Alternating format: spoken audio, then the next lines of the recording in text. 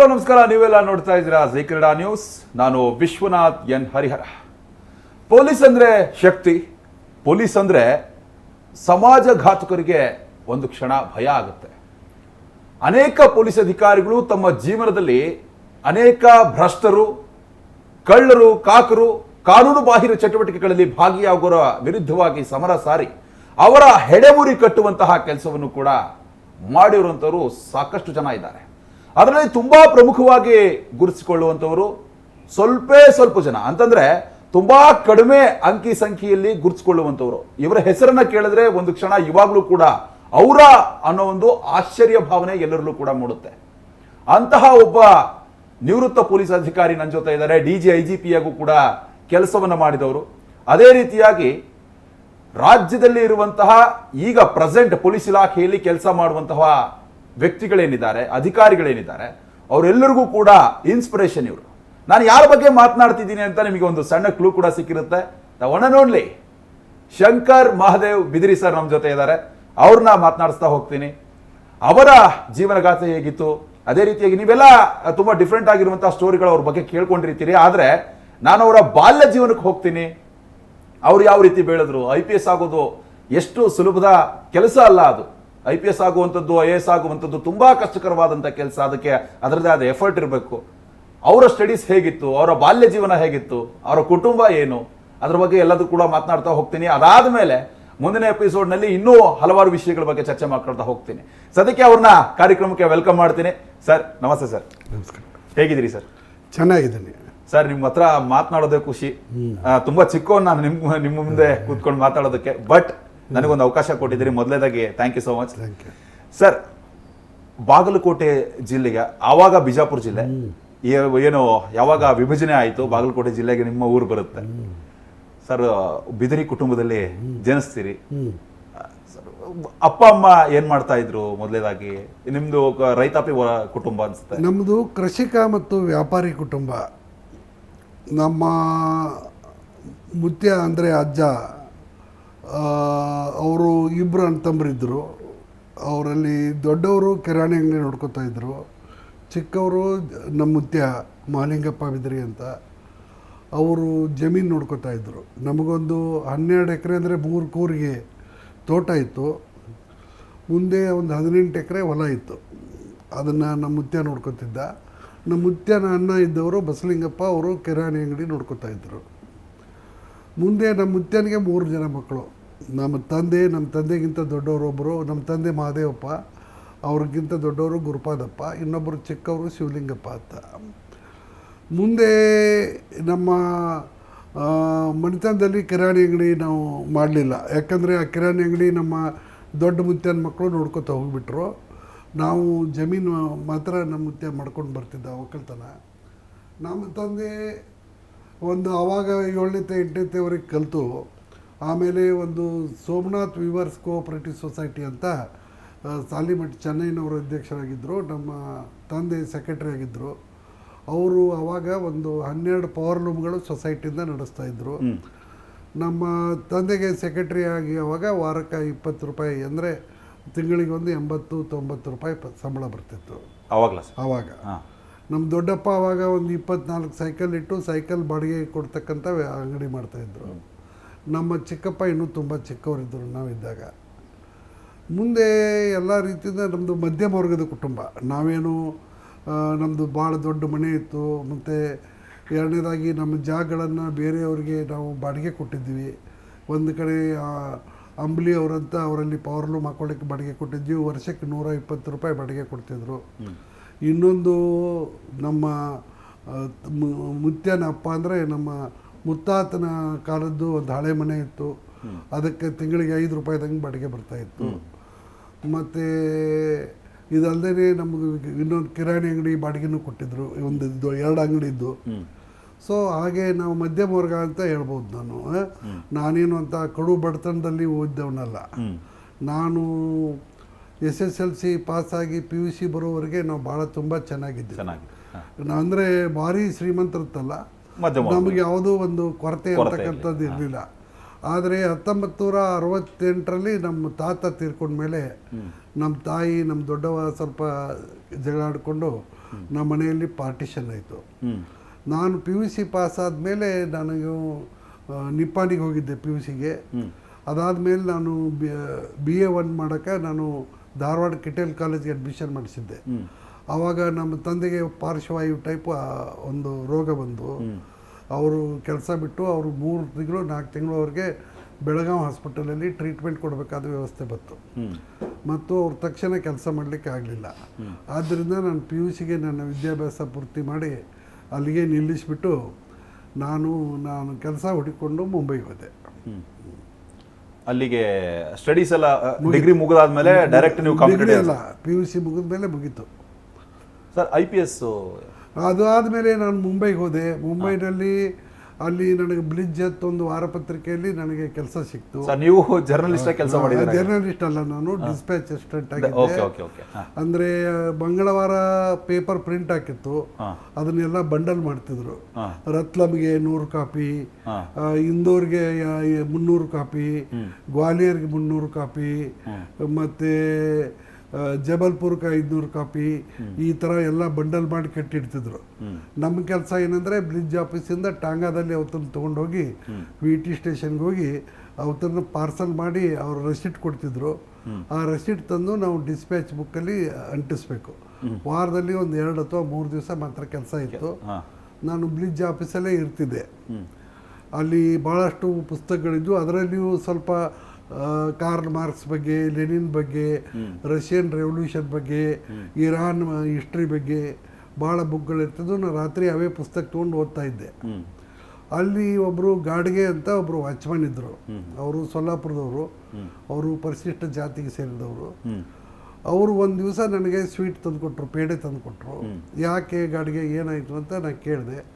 ಆ ಗಾಡಿಗೆ ಹೇಳ್ದ, ನಮ್ಮ ತಮ್ಮ ಭಾಳ ಹುಷಾರಿದ್ದಾನೆ, ಅವನಿಗೆ SSCಯಲ್ಲಿ 61% ಆಗಿತ್ತು. ಅವನಿಗೆ ಪೋಸ್ಟ್ಸ್ ಆ್ಯಂಡ್ ಟೆಲಿಗ್ರಾಫ್ಸ್ ಡಿಪಾರ್ಟ್ಮೆಂಟಲ್ಲಿ ಟೆಲಿಫೋನ್ ಆಪ್ರೇಟರ್ ಅಂತ ನೌಕರಿ ಸಿಕ್ಕಿದೆ. ಅವನಿಗೆ 233 ರೂಪಾಯಿ ಪಗಾರ ಬರ್ತದೆ ಅಂತ ಹೇಳಿದರು.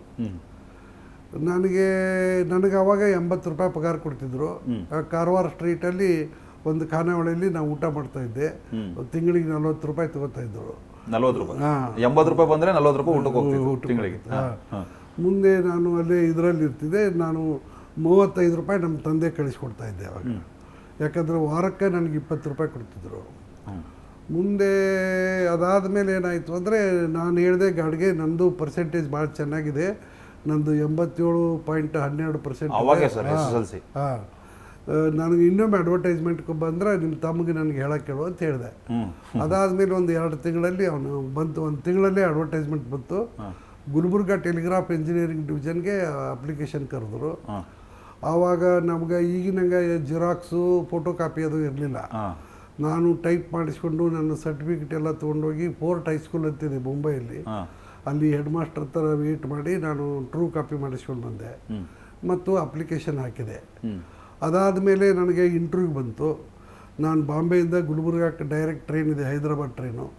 ಆ ಟ್ರೈನಲ್ಲಿ ಬಂದು ನಾನು ಇಂಟರ್ವ್ಯೂ ಅಟೆಂಡ್ ಮಾಡಿದೆ. ಆವಾಗೊಬ್ಬರು MGK ಮೇನನ್ ಅಂತ ಡಿವಿಷನಲ್ ಇಂಜಿನಿಯರ್ ಇದ್ದರು. ಆವಾಗ ಗುಲ್ಬರ್ಗ ಟೆಲಿಗ್ರಾಫ್ ಇಂಜಿನಿಯರಿಂಗ್ ಡಿವಿಷನ್ಗೆ ಬೀದರು, ಗುಲ್ಬರ್ಗ, ರಾಯಚೂರು, ಬಳ್ಳಾರಿ, ಬಿಜಾಪುರ 5 ಡಿಸ್ಟ್ರಿಕ್ಟ್ ಬರ್ತಿತ್ತು. ನಾನು ಇಂಟರ್ವ್ಯೂ ಕೊಟ್ಟು ಹೋದ್ಮೇಲೆ ಸುಮಾರು 1 ತಿಂಗಳಲ್ಲೇ ನನಗೆ ಸಿಲೆಕ್ಟ್ ಆಗಿದೆ ಅಂತ ಆರ್ಡರ್ ಬಂತು. ಸಿಲೆಕ್ಟ್ ಆಗಿದೆ ಅಂತ ಆರ್ಡರ್ ಬಂತು. ನಾನು ಅಲ್ಲೇ ಇನ್ನೂ ಕೆಲಸ ಮಾಡ್ತಾಯಿದ್ದೆ. ಅದಾದ ಒಂದು 15 ದಿವಸಕ್ಕೆ ನೀವು ಬಿಜಾಪುರ ಸಿವಿಲ್ ಹಾಸ್ಪಿಟಲ್ಲಿ ಮೆಡಿಕಲ್ ಎಕ್ಸಾಮಿನೇಷನ್ಗೆ ಹಾಜರಾಗಬೇಕಂತ ಬಂತು. ಆವಾಗ ನಾನು ರಾಜೀನಾಮೆ ಕೊಟ್ಟು ಅಲ್ಲಿ ಬ್ಲಿಜ್ ಆಫೀಸಲ್ಲಿ ನಾನು ನಮ್ಮ ಊರಿಗೆ ಬಂದೆ. ಆಮೇಲೆ ಬಿಜಾಪುರದಲ್ಲಿ ಸಿವಿಲ್ ಹಾಸ್ಪಿಟಲ್ಗೆ ಹೋಗಿ ಮೆಡಿಕಲ್ ಎಕ್ಸಾಮಿನೇಷನ್ ಅಟೆಂಡ್ ಮಾಡಿದೆ. ಅದಾದಮೇಲೆ ಒಂದು 15 ದಿವಸಕ್ಕೆ ನನಗೆ ಆರ್ಡರ್ ಬಂತು. ಏನು ಅಂತ, ಯು ಆರ್ ಅಪಾಯಿಂಟೆಡ್, ಬಟ್ 3 ತಿಂಗಳು ಟ್ರೈನಿಂಗ್ ಇದೆ. ಅದು ಸರ್ಕಲ್ ಟೆಲಿಕಾಮ್ ಟ್ರೈನಿಂಗ್ ಸೆಂಟರ್ ಅಂತ ಇಲ್ಲಿ ಬೆಂಗಳೂರಲ್ಲಿ ಲೀಡೋ ಟಾಕೀಸು ಮತ್ತು ಕಾಮಧೇನು ಹೋಟೆಲ್ ಮಧ್ಯ ಈಗ ಅಲ್ಲಿ ಚೀಫ್ ಜನರಲ್ ಮ್ಯಾನೇಜರ್ ಆಫೀಸ್ ಆಗಿದೆ. ಅಲ್ಲಿ ಸರ್ಕಲ್ ಟೆಲಿಕಾಮ್ ಟ್ರೈನಿಂಗ್ ಸೆಂಟ್ರಲ್ಲಿ 3 ತಿಂಗಳು ಟ್ರೈನಿಂಗ್ ಅಟೆಂಡ್ ಮಾಡಬೇಕು. ತಿಂಗಳಿಗೆ 80 ರೂಪಾಯಿ ಸ್ಟೈಪಂಡ್ ಕೊಡ್ತಾರೆ ಆ ಪೀರಿಯಡಲ್ಲಿ ಅಂತ ಬಂತು.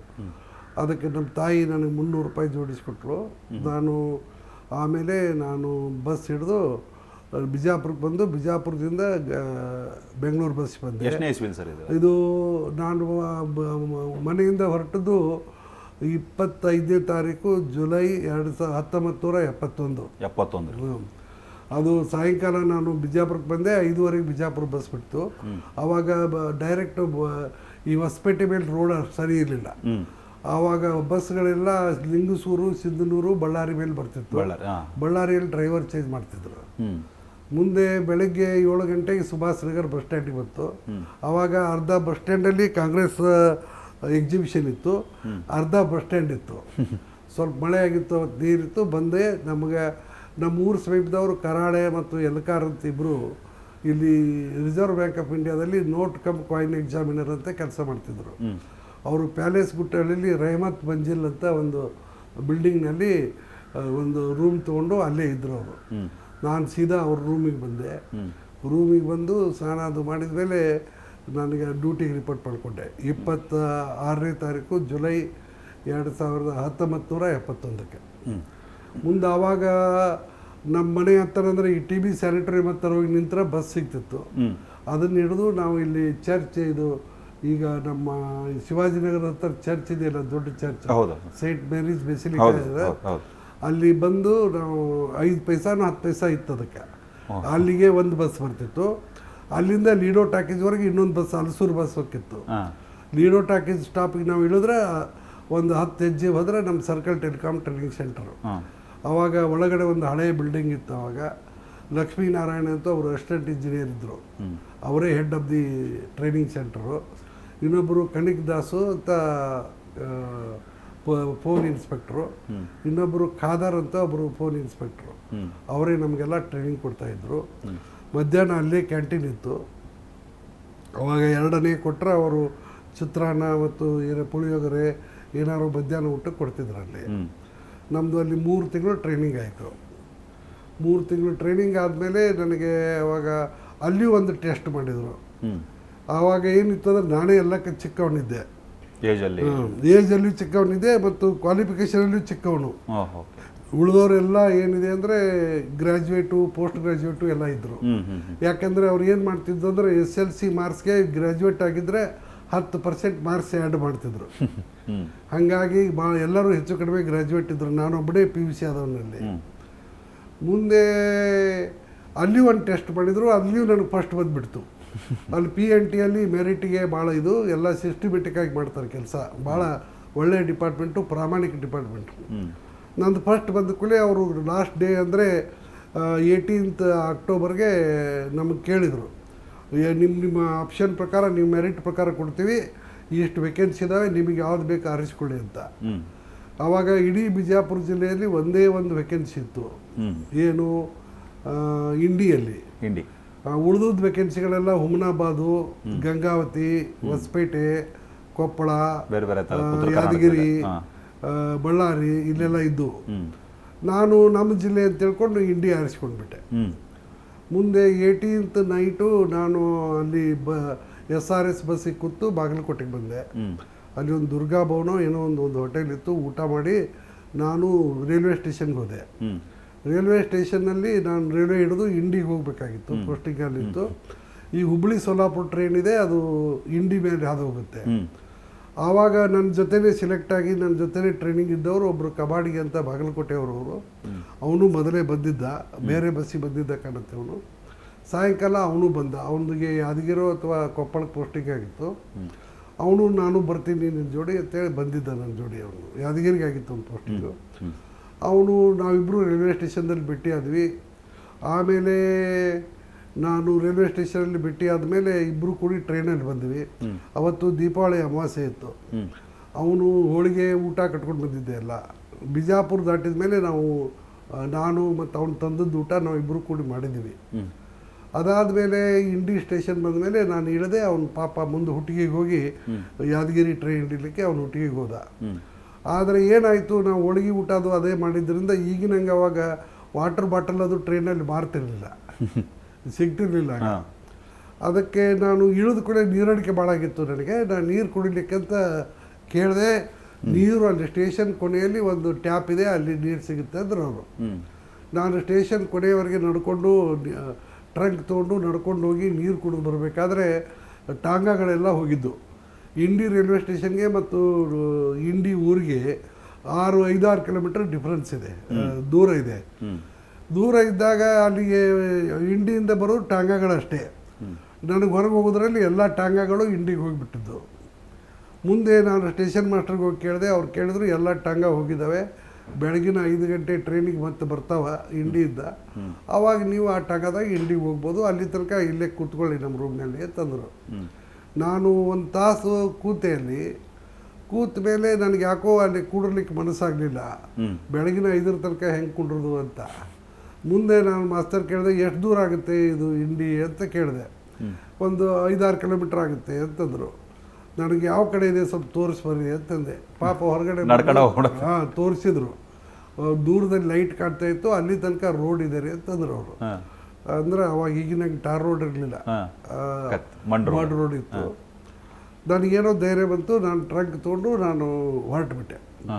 ಆದರೆ ದೀಪಾವಳಿ ಇದ್ದಿದ್ದರಿಂದ, ಅಮಾವಾಸ್ಯೆ ಇದ್ದಿದ್ದರಿಂದ ಭಾಳ ಕತ್ಲ ಇತ್ತು. ನಾನು ನಡ್ಕೊಂಡು ರೋಡ್ ಗಂಟ ಬಂದೆ. ಆ ಇಂಡಿ ಊರಿಗೆ ಎಂಟರ್ ಆಗೋ ಮುಂದೆ ಒಂದು ಹಳ್ಳ ಇದೆ.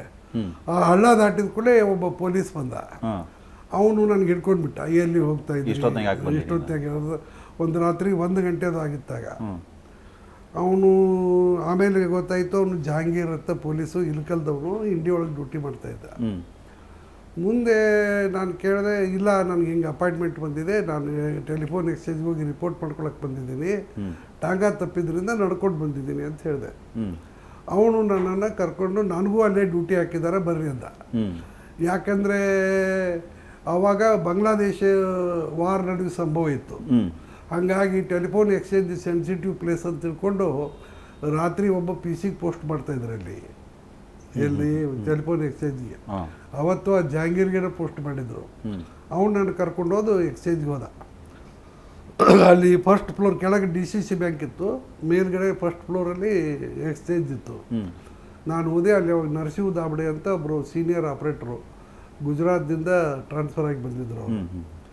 ಅವರು ಡ್ಯೂಟಿ ಮೇಲಿದ್ದರು. ನಾನು ಹೋಗಿ ನಾನೆಲ್ಲ ತೋರಿಸಿದೆ, ಹಿಂಗೆ ಅಪಾಯಿಂಟ್ಮೆಂಟ್ ಆರ್ಡ್ರು, ಪೋಸ್ಟಿಂಗ್ ಆರ್ಡ್ರು ತೋರಿಸಿದ ಮೇಲೆ ಅವರು ನನಗೆ ಸಂತೋಷದಿಂದ ಬರಮಾಡಿಕೊಂಡ್ರು.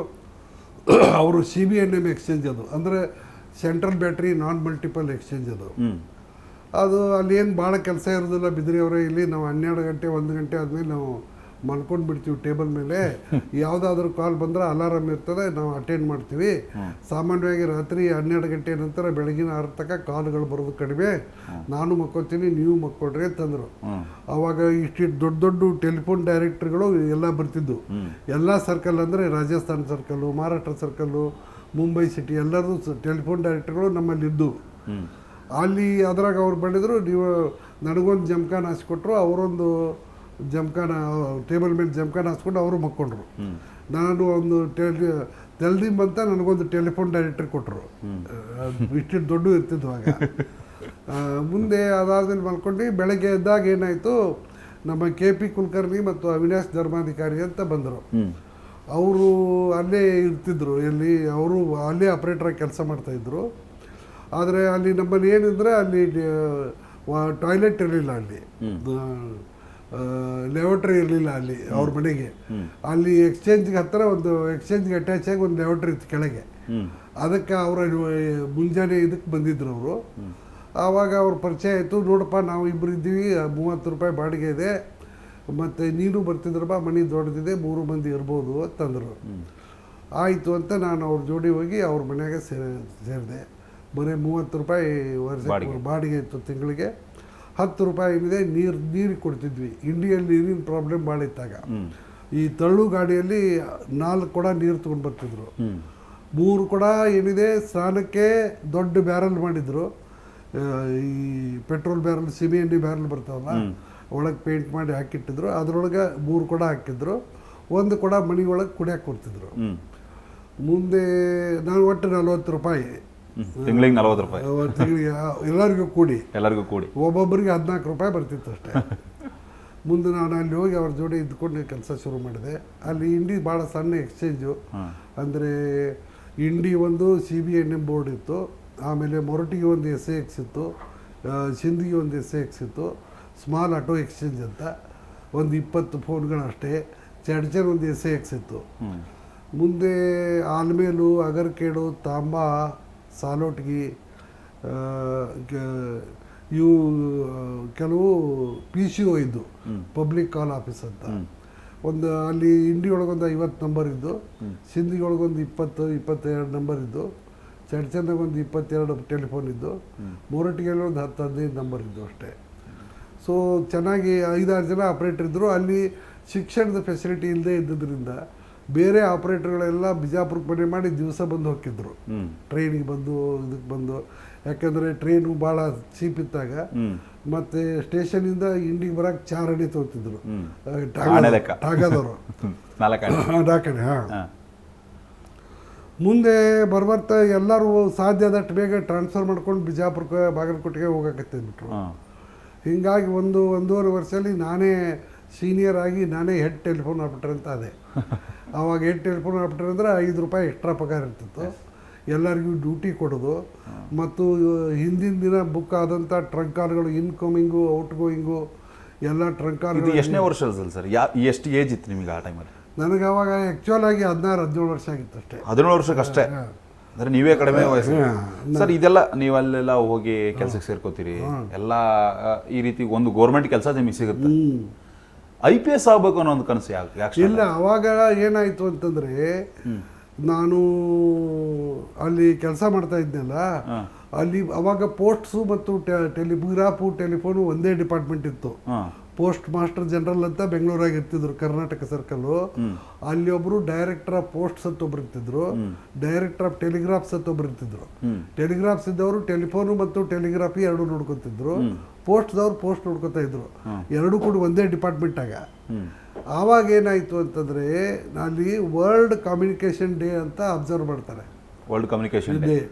ಆವಾಗ ನಮ್ಮಲ್ಲಿ ಇಂಡಿ ಸಬ್ ಡಿವಿಷನ್ ಹೆಡ್ ಕ್ವಾರ್ಟರು ಒಬ್ರು IAS ಆಫೀಸರ್ ಇದ್ರು, ಕೃಷ್ಣಕುಮಾರ್ ಅಂತ. ಅವರು 69ನೇ ಬ್ಯಾಚ್ IAS. ಅವ್ರನ್ನ ಚೀಫ್ ಗೆಸ್ಟ್ ಆಗಿ ಕರೆದಿದ್ರು. ಅವಾಗ ನನಗೆ ವೆಲ್ಕಮ್ ಮಾಡಕ್ಕೆ ಹಚ್ಚಿದ್ರು ಅವ್ರ ಜೋಡಿ. ಅವಾಗ ಅವ್ರು ನನಗೆ ಪರಿಚಯ ಆಯಿತು.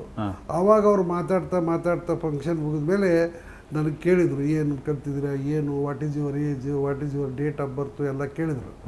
ಕೇಳಿದ ಮೇಲೆ ಅವರಂದರು, ಇದ್ರಿ ಇನ್ನೂ ಅವಕಾಶ ಇದೆ, ಈಗ ಕರ್ನಾಟಕ ಯೂನಿವರ್ಸಿಟಿ ಅವರು ಎಕ್ಸ್ಟರ್ನಲ್ ಕೋರ್ಸ್ ತೆಗೆದಿದ್ದಾರೆ, ನೀವು ಇಂಡಿಯಲ್ಲೇ ಕೂತು ಅಭ್ಯಾಸ ಮಾಡ್ಬೋದು, ಯು ಕಂಟಿನ್ಯೂ ಯುವರ್ ಸ್ಟಡೀಸ್ ಅಂತ. Degree study sir. ನೀವು ಕರೆಸ್ಪಾಂಡೆಂಟ್ ಡಿಗ್ರಿ ಮಾಡಿ? ಕರೆಸ್ಪಾಂಡೆನ್ಸ್ ಇರಲಿಲ್ಲ ಆಗ. ವರ್ಷಕ್ಕೆ ₹54 ಫೀಸ್ ತುಂಬೋದು, ಪರೀಕ್ಷೆ ಬರೋದು ಅಷ್ಟೇ, ಡೈರೆಕ್ಟ್ ಪರೀಕ್ಷೆ. ಅದು ಅವಾಗ ಕರೆಸ್ಪಾಂಡೆನ್ಸ್ ಕೋರ್ಸ್ ಇದ್ದಿದ್ದಿಲ್ಲ. ಅಂದ್ರೆ ಮನೇಲಿ ಕೂತ್ಕೊಂಡು ಓದೋದು ಎಕ್ಸ್ಟರ್ನಲ್ ಅಂತ.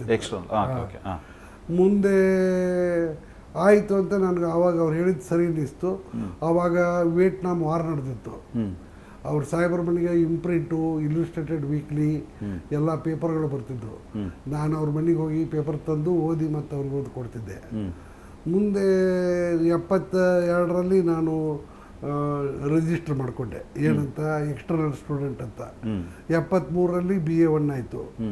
ನನಗೆ ಆ್ಯಕ್ಚುಲಿ ಅವಾಗ ಫಸ್ಟ್ 10 ರ್ಯಾಂಕ್ ಬಂದವ್ರದೆಲ್ಲ ಪಬ್ಲಿಷ್ ಮಾಡ್ತಿದ್ರು ಸಂಯುಕ್ತ ಕರ್ನಾಟಕದಾಗ. ಅವ್ರು ಮಾರ್ಕ್ಸು ಹಾಕಿದ್ರು. ನನಗೆ ಮಾರ್ಕ್ಸ್ ಕಾರ್ಡ್ ಬಂದಾಗ ಅವ್ರಿಗಿಂತ ಮಾರ್ಕ್ಸ್ ಹೆಚ್ಚಿತ್ತು. ನನಗೆ ಯಾಕೆ ರ್ಯಾಂಕ್ ಕೊಟ್ಟಿಲ್ಲ ಅಂತ ಆಯಿತು. ಆವಾಗ ನಾನು ಒಂದು ದಿವಸ ರಜೆ ಹಾಕಿ ಧಾರವಾಡಕ್ಕೆ ಹೋದೆ ಯೂನಿವರ್ಸಿಟಿಗೆ.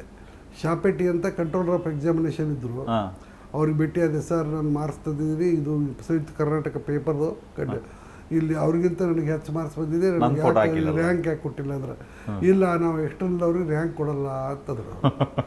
ಆಯಿತು ಅಂತ ಮತ್ತೆ ಬರ್ದಿವ್ಸ ಗೋಲ್ಡ್ ಗುಮ್ಮಟ ಎಕ್ಸ್ಪ್ರೆಸ್ ರಾತ್ರಿ ಹತ್ತಿ ನಾನು ಬಂದೆ ಇಲ್ಲಿ ಬೆಂಗಳೂರಿಗೆ.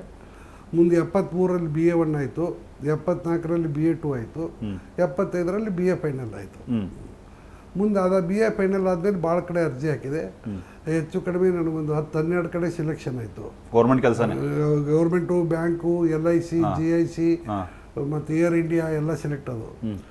ಮುಂದೆ ಅದರಲ್ಲಿ ಕಮರ್ಷಿಯಲ್, ಯುನೈಟೆಡ್ ಕಮರ್ಷಿಯಲ್ ಬ್ಯಾಂಕಲ್ಲಿ ಡೈರೆಕ್ಟಾಗಿ ಗ್ರೇಡ್ 4 ಆಫೀಸರ್ ಅಂತ ಸೆಲೆಕ್ಟ್ ಆಗಿತ್ತು. ಆವಾಗ ಅದಕ್ಕೆ ₹1320 ಪಗಾರ ಇತ್ತು. ಬಟ್ ಏನಾಯಿತು ಅಂದರೆ, ಅಷ್ಟರಲ್ಲಿ ನನಗೆ, ನಾನು ಕರ್ನಾಟಕ ಪಬ್ಲಿಕ್ ಸರ್ವಿಸ್ ಕಮಿಷನ್ ಕೂತಿದ್ದೆ, ಅದು ಅಸಿಸ್ಟೆಂಟ್ ಕಮಿಷನರ್ ಪೋಸ್ಟು ಬಂದುಬಿಡ್ತು. ಅಸಿಸ್ಟೆಂಟ್ ಕಮಿಷನ್ಗೆ ₹910 ಪಗಾರ ಇತ್ತು. ಈಗ ಬ್ಯಾಂಕ್ ಆಫೀಸರ್ಗೆ 1320 ರೂಪಾಯಿ ಪಗಾರ ಇತ್ತು. ಹಾಂ ನಾನು ಬ್ಯಾಂಕ್ ಆಫೀಸರ್ಗೆ ಹೋಗ್ಬೇಕಂತ ಕೂತಿದ್ದೆ. ಹಾಂ ಬಟ್ ಎಲ್ಲರೂ ಮನೆಯವರು ಒತ್ತಾಯ ಮಾಡಿ ಅಸಿಸ್ಟೆಂಟ್ ಕಮಿಷನರ್ ಹೋಗಬೇಕು ಅಂತ ಹಠ ಹಿಡಿದ್ರು. ಹಾಂ ಅದಕ್ಕೆ ಆಯಿತು ಅಂತ ನಾನು ಅಸಿಸ್ಟೆಂಟ್ ಕಮಿಷನರ್ ಪೋಸ್ಟಿಗೆ ಜಾಯ್ನ್ ಆದೆ. ಹಾಂ 77 ಜನವರಿ ಎಂಡಿಗೆ ಹಾಂ ಇದಕ್ಕೆ PNT ಪೋಸ್ಟ್ಗೆ ರಿಸೈನ್ ಮಾಡಿದೆ. ಹಾಂ ಮುಂದೆ ಅದಾದಮೇಲೆ ನಾನು ಮೈಸೂರಲ್ಲಿ ಬೇಸಿಕ್ ಟ್ರೈನಿಂಗ್ ಆಯಿತು. ಮುಂದೆ ಫೌಂಡೇಶನ್ ಕೋರ್ಸ್ ಅಂತಾರೆ ಅದಕ್ಕೆ. ಅದಾದಮೇಲೆ ಸರ್ವೆ ಸೆಟಲ್ಮೆಂಟ್ ಟ್ರೈನಿಂಗ್ ಆಯಿತು. ಅದಾದಮೇಲೆ ನನ್ನ ಡಿಸ್ಟ್ರಿಕ್ಟ್ ಟ್ರೈನಿಂಗ್ ಅಂತ ಗುಲ್ಬರ್ಗಕ್ಕೆ ಹಾಕಿದ್ರು. ಗುಲ್ಬರ್ಗದಲ್ಲಿದ್ದಾಗ ನನಗೆ ಸುಮ್ಮನೆ IAS IPS ಬರೀಬೇಕಂತಿತ್ತು, ನಾನು ಬರೆದೆ. ಬಟ್ ಏನಾಯಿತು ಅಂತಂದರೆ ನಾನು ಹೈಯರ್ ಪೇಪರ್ ಕೊಡ್ಬಂದು ಆವಾಗ IASಗೆ ಏನಿತ್ತು 8 ಪೇಪರ್ ಇತ್ತು. 8 ಪೇಪರಲ್ಲಿ 3 ಆಪ್ಷನಲ್ಲು ಮತ್ತು 2 ಅಡಿಷನಲ್ ಪೇಪರ್ ಇದ್ದು. ಅವು MA ಡಿಗ್ರಿ ಲೆವೆಲ್ದಿದ್ದು. ಅದಕ್ಕೆ ನಾನು ಎಕನಾಮಿಕ್ಸ್ ಒಂದು ಸಬ್ಜೆಕ್ಟ್ ಆಫ್ ಮಾಡಿಬಿಟ್ಟೆ. ಅದು ಎಕನಾಮಿಕ್ಸಲ್ಲಿ ಸ್ಟ್ಯಾಟಿಸ್ಟಿಕ್ಸು ಎಕನಾಮೆಟ್ರಿಕ್ಸು ಏನೇನೋ ಇತ್ತು. ನನಗೆ 7ನೇ ಪೇಪರು ಸರಿಯಾಗಿ ಆಗಲಿಲ್ಲ. ಅದಕ್ಕೆ ನನಗೆ ಮನಸ್ಸಿಗೆ ಸಮಾಧಾನ ಆಗಲಿಲ್ಲ. ಅದು ಇನ್ನೊಂದು ಏನಾಯಿತು ಅಂದರೆ ನಾನು ಇಲ್ಲಿ ಬಂದಾಗ ಎಲ್ಲಿಯೂ ಲಾಡ್ಜ್ ರೂಮ್ ಸಿಗಲಿಲ್ಲ. ಅವನು ಆಟೋದವನು ಕರ್ಕೊಂಡೋಗಿ ಅಲ್ಲಿ ತಾಜ್ ಮಹಲ್ ಹೋಟೆಲ್ ಅಂತ ಅಲ್ಲಿ ನಿಲ್ಲಿಸಿದ. ಆಯಿತು ಅಂತ ನಾವು ಏನೋ ಒಂದು ಪರೀಕ್ಷೆ ಬರೆದಿದೆ ಹೋಗೋದಿದೆ ಅಂತ ತಿಳ್ಕೊಂಡು ನಾನು ಅಲ್ಲಿ ರೂಮ್ ತೊಗೊಂಡೇ ಇದ್ದೆ. ಬಟ್ ಸಾಯಂಕಾಲ 7 ಅವತ್ತು ರಾತ್ರಿ ಸಾಯಂಕಾಲ ಮರುದಿವ್ಸ ಪೇಪರ್ ಇದ್ದು ಇವತ್ತು ಮುಂಜಾನೆ ಬಂದಿದ್ದೆ ನಾನು. ಸಾಯಂಕಾಲ 7:15 ಅಲ್ಲಿ ಕಬಿ ಕಬಿ ಅಂತ ಹಾಡು ಶುರು ಆಗಿಬಿಡ್ತು. ನಾನು ಏನು ಅಂತ ನೋಡಿದರೆ ಅಲ್ಲೊಂದು ಇದಿತ್ತು, ಏನು ಗಾನ ಭಜನ ಇದು ನಡೀತಾ ಇತ್ತು ಅಲ್ಲಿ, ಆರ್ಕೆಸ್ಟ್ರಾ ಥರ. ಇಲ್ಲಿ ಇದನ್ನು ಮಾಡ್ತಾರಲ್ಲ, ಈ ಹಾಡ್ತಾರಲ್ಲ ಹೋಟೆಲ್ನಲ್ಲಿ, ಅದೇ ಸರ್. ಮುಂದೆ ಅಂತ ಡಿಸ್ಟರ್ಬ್ ಬಂದು ಓದಿದೆ. ಆಯಿತು. ಮುಂದೆ ಅದು 7ನೇ ಪೇಪರ್ ಸರಿ ಆಗ್ತಿದ್ರೆ ಬೇಡ ಬಿಡು, ನಾನು ಈಗಲೇ ಅಸಿಸ್ಟೆಂಟ್ ಕಮಿಷನರ್ ಆಗಿದ್ದೀನಿ, ನಾನು ಹೆಂಡತಿ ಮೆಡಿಕಲ್ ಆಫೀಸರ್ ಇದ್ದಾಳೆ, ಇಲ್ಲೇ ಇರೋಣ, ಮತ್ತು IAS IPS ಆದರೆ ಬೇರೆ ರಾಜ್ಯಕ್ಕೆ ಹೋಗೋ ಚಾನ್ಸ್ ಇದೆ ಅಂತ, ಬೇರೆ ರಾಜ್ಯಕ್ಕೆ ಹೋಗೋ ಪಾಸಿಬಿಲಿಟಿ ಬರ್ತದೆ ಅಂತ ಇತ್ತು. ಮುಂದೆ ನಾನೇನು ಮಾಡಿದೆ, ಆಯಿತು ಅಂತ ಬೇಡ ಅಂತ ಬಂದುಬಿಟ್ಟೆ. ಗಂಗಾರಾಮ್ ಬುಕ್ ಡಿಪೋ ಅಂತಿತ್ತು ಇಲ್ಲಿ. ಅಲ್ಲಿ ಹೋಗಿ ಒಂದು 4-5 ಪುಸ್ತಕ ತೊಗೊಂಡು ನಾನು ಗುಲ್ಬರ್ಗಕ್ಕೆ ವಾಪಸ್ ಹೋದೆ. ಮತ್ತೆ ರಿಟರ್ನ್. ಹಾಂ. ಆದರೆ ಫೆಬ್ರವರಿ ಮಾರ್ಚಲ್ಲಿ ಮತ್ತೆ ನನಗೆ ಇಂಟರ್ವ್ಯೂ ಕಾಲ್ ಬಂದುಬಿಡ್ತು, ಸೆಂಟ್ರಲ್ ಸರ್ವಿಸು, ಇನ್ಕಮ್ ಟ್ಯಾಕ್ಸು ಮತ್ತು IPS ಅಂತ. ಪಾಸ್ ಆಗಿದೆ. ಆಯಿತು ಅಂತ ದಿಲ್ಲಿಗೆ ಟ್ರೈನಲ್ಲಿ ಹೋಗಿ ಇಂಟರ್ವ್ಯೂ ಕೊಟ್ಟು ಬಂದೆ. ಕೊಟ್ಟು ಬಂದಮೇಲೆ ನನಗೆ ಸಿಲೆಕ್ಟ್ ಅಂತ ಆರ್ಡರ್ ಬಂತು. IPSಗೆ ಆಗಿತ್ತು, ಇನ್ಕಮ್ ಟ್ಯಾಕ್ಸು ಆಗಿತ್ತು. ಅಂದರೆ ಆದರೆ ಏನಾಗಿತ್ತು ಅಂದರೆ ನಾನು 6 ಪೇಪರ್ ಬರೆದಿದ್ದರಿಂದ 6 ಪೇಪರಲ್ಲೇ ನನಗೆ ಭಾಳ ಮಾರ್ಕ್ಸ್ ಬಂದಿದ್ದು. ನಾನು IPS ಲಿಸ್ಟಲ್ಲಿ 4-5ನೇ ನಂಬರ್ನಾಗಿದ್ದೆ ಇಡೀ ದೇಶಕ್ಕೆ. ಹಾಗಾಗಿ ನನಗೆ ಹೋಗ್ಲೇಬೇಡ ಅಂತಿತ್ತು. ಆವಾಗ ನಮ್ಮ ಚಂದಾವರ್ಕರ್ ಅಂತ DC ಇದ್ದರು, CM ಚಂದಾವರ್ಕರ್ ಅಂತ. ಆವಾಗ ಅವ್ರು ನನ್ನ ಮನೆಗೆ ಕರೆಸಿ ಹೇಳಿದರು, ತಮ್ಮ ನಿನಗೆ ಗೊತ್ತಾಗೋದಿಲ್ಲ, ನಾನು 42ನೇ ಇಸ್ವಿಯಲ್ಲಿ ರತ್ನಗಿರಿಯಲ್ಲಿ ನಾನು ಮಾಮಲೆದಾರಾಗಿ ಸರ್ವಿಸ್ ಸೇರಿದ್ದೆ. ಈಗ ಬರೀ DC ಆಗಿ ರಿಟೈರ್ ಆಗ್ತಾ ಇದ್ದೀನಿ ಇನ್ನೊಂದು 6 ತಿಂಗಳಿಗೆ. All India service is all India service, ನಿನಗೆ ಗೊತ್ತಾಗಲ್ಲ, ಹೋಗು ಅಂತ ಅವ್ರ PA ಒಬ್ಬಿದ್ದ ರಂಗರಾವ್ ಬಡಶೇಷಿ ಅಂತ, ಅವ್ರನ್ನ ಕರೆಸಿ ನಂದು ಇದನ್ನು ಬರೆಸ್ಕೊಂಡ್ಬಿಟ್ರು, ಏನೋ ರೆಸಿಗ್ನೇಷನ್. ಮತ್ತು ಅವರೇ 300 ರೂಪಾಯಿ ಕೊಟ್ಟು ದಿಲ್ಲಿ ಟಿಕೆಟ್ ಮಾಡಿಸಿ ತರಿಸ್ಬಿಟ್ರು, ಹೋಗಿ ಅಂತ. ಅದಕ್ಕೆ ಅದಾದಮೇಲೆ ಏನಾಯಿತು, ನಾನು ಅದಕ್ಕೆ ರಾಜೀನಾಮೆ ಕೊಟ್ಟು IPSಗೆ ಹೋದೆ. ಮಸೂರಿಗೆ ದಿಲ್ಲಿ ತನಕ ಟ್ರೈನಲ್ಲಿ ಹೋದೆ. ಆಮೇಲೆ ಕಾಶ್ಮೀರ್ ಗೇಟ್ ಹತ್ರ ಒಂದು ಬಸ್ ಸ್ಟ್ಯಾಂಡ್ ಇತ್ತು, ಅಲ್ಲಿ ಹೋದ್ಮೇಲೆ ಮಸೂರಿ ಬಸ್ ಕೊಟ್ಟರು.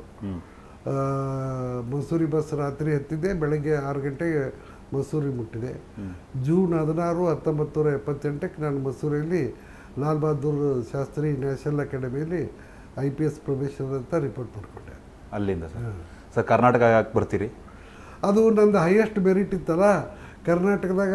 ನಿಮಗೆ ಚಾಯ್ಸ್ ಕೊಡ್ತಾರೆ? ಇಲ್ಲ, ಮೆರಿಟ್ ಮೇಲೆ ಅಲರ್ಟ್ ಮಾಡ್ತಾರೆ. ಮೆರಿಟ್ ಮೇಲೆ ಯಾರ್ದು ಹೆಚ್ಚು ಮೆರಿಟ್ ಇದೆಯಲ್ಲ ಅವ್ರಿಗೆ ಫಸ್ಟ್ ಪ್ರಿಫರೆನ್ಸ್ ಕೊಡ್ತಾರೆ. 50% ಸೀಟು ಇನ್ಸೈಡರ್ಗೆ, 50% ಸೀಟು ಔಟ್ಸೈಡರ್ಗೆ.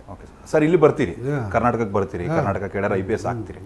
ಫಸ್ಟ್ ಸರ್ ಎಲ್ಲಿ ಸರ್ವಿಸ್ ಸ್ಟಾರ್ಟ್ ಆಗುತ್ತೆ? ಯಾವ? ನನಗೆ ಫಸ್ಟ್ ಇಲ್ಲಿ ಬಂದ ತಕ್ಷಣ ನಮ್ಗೇನು ಮಾಡ್ತಾರೆ ಅಂದರೆ, ಕರ್ನಾಟಕ ಪೊಲೀಸ್ ಟ್ರೈನಿಂಗ್ ಕಾಲೇಜ್ ಅಂತಿದ್ದಾಗ, ಈಗ ಕರ್ನಾಟಕ ಪೊಲೀಸ್ ಅಕಾಡೆಮಿ ಅಂತ ಆಗಿದೆ ಮೈಸೂರಲ್ಲಿ, ಅಲ್ಲಿ ನಮ್ಮನ್ನ ಏನು ಮಾಡ್ತಾರೆ ಅಂದರೆ 2 ತಿಂಗಳು ನಮ್ಮನ್ನು ಕಳಿಸ್ತಾರೆ.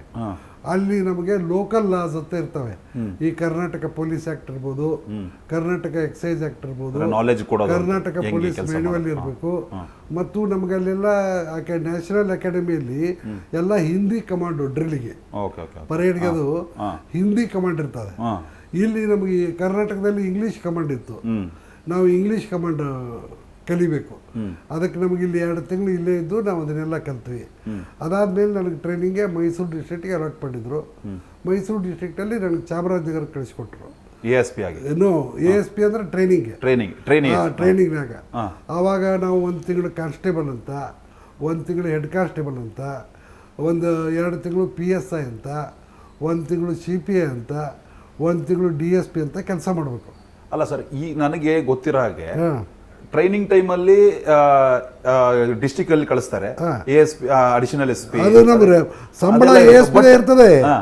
ಆದ್ರೆ ಕೆಳಗಿಂದ ಮೇಲಿಗೆ ಬರ್ಬೋದು ಅಂತ 1 ತಿಂಗಳು ಕಾನ್ಸ್ಟೇಬಲ್ ಅಂತ ಮಾಡಬೇಕು.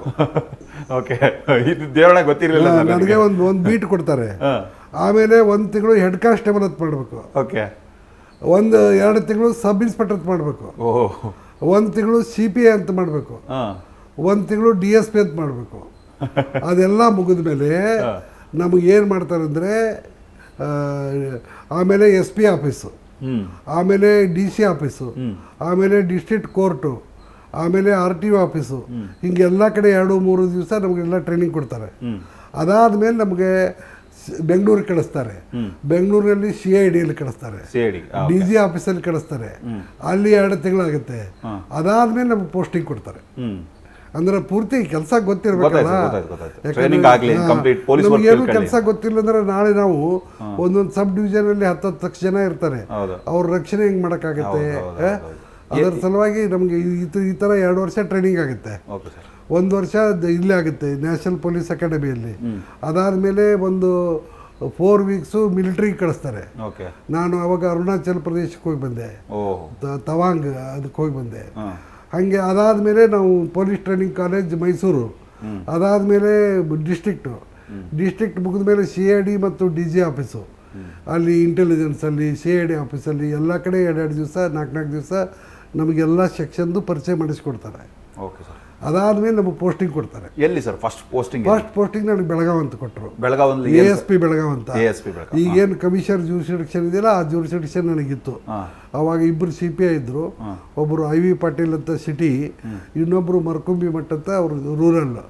ಸಿಟಿಯಲ್ಲಿ 6 ಪೊಲೀಸ್ ಸ್ಟೇಷನ್ ಇದ್ದು, ಕ್ಯಾಂಪು, ಶಾಪೂರು, ಕಡೆ ಬಜಾರ್, ಮಾರ್ಕೆಟು, ಟ್ರಾಫಿಕ್ಕು, ಟೇಳಕ್ವಾಡಿ. ಅದಕ್ಕೊಬ್ರು CPI ಇದ್ದರು, IV ಪಾಟೀಲ್ ಅಂತ. ಮುಂದೆ ರೂರಲ್ನಲ್ಲಿ ವಡಗಾಂವ್ ಅಂದ್ರೆ ಬೆಳಗಾವ್ ರೂರಲ್ಲು, ಕಾಕ್ತಿ, ಮಾರಿಹಾಳ, ಬಾಗೇವಾಡಿ, ಈ 4 ಪೊಲೀಸ್ ಸ್ಟೇಷನ್ನು ರೂರಲಲ್ಲಿ ಇತ್ತು. ಸರ್, ಸರ್ವಿಸ್ ಬಗ್ಗೆ ನಾನು ಆಮೇಲೆ ಮಾತಾಡ್ತಾ ಹೋಗ್ತೀನಿ. ಇದು ಏನು ಗೊತ್ತಾ ಸರ್, ಈ ನಾವು ಕೆಲವೊಂದನ್ನು ಪರ್ಸನಲ್ ವಿಷಯಗಳನ್ನ ಮಾತಾಡೋಣ. ಮೇಡಮ್ ಫಸ್ಟ್ ನಿಮಗೆ ಎಲ್ಲಿ ಪರಿಚಯ ಆಗ್ತಾರೆ ಸರ್? ನನಗೆ 1975 ಮೇ ಅಲ್ಲಿ ಪರಿಚಯ ಆದರು ಅವರು. ಎಲ್ಲಿ ಸರ್ ಅದು? ಅವರು ಲೇಡಿ ಕರ್ನಾಟಕ ಮೆಡಿಕಲ್ ಕಾಲೇಜಿಂದ MBBS ಮಾಡಿ ಅವರು ಲೇಡಿ ಮೆಡಿಕಲ್ ಆಫೀಸರ್ ಅಂತ ಲಿಂಗಸ್ಗೂರಲ್ಲಿ ಇದ್ರು. ಹೆಂಗ್ ಪರಿಚಯ ಆಯ್ತು ಸರ್? ಅವರು ಟ್ರಾನ್ಸ್ಫರ್ ಆಗಿ ಅವ್ರ ಊರು ಹಲಸಂಗಿ. ಅವರು ಮಧುರ ಚಂದ್ರ ಕೊನೆ ಮಗಳಕ್ಕೆ. ಅವ್ರಿಗೆ ಮೇ 75ರಲ್ಲಿ ಟ್ರಾನ್ಸ್ಫರ್ ಆಗಿ ಇಂಡಿಗೆ ಬಂದರು.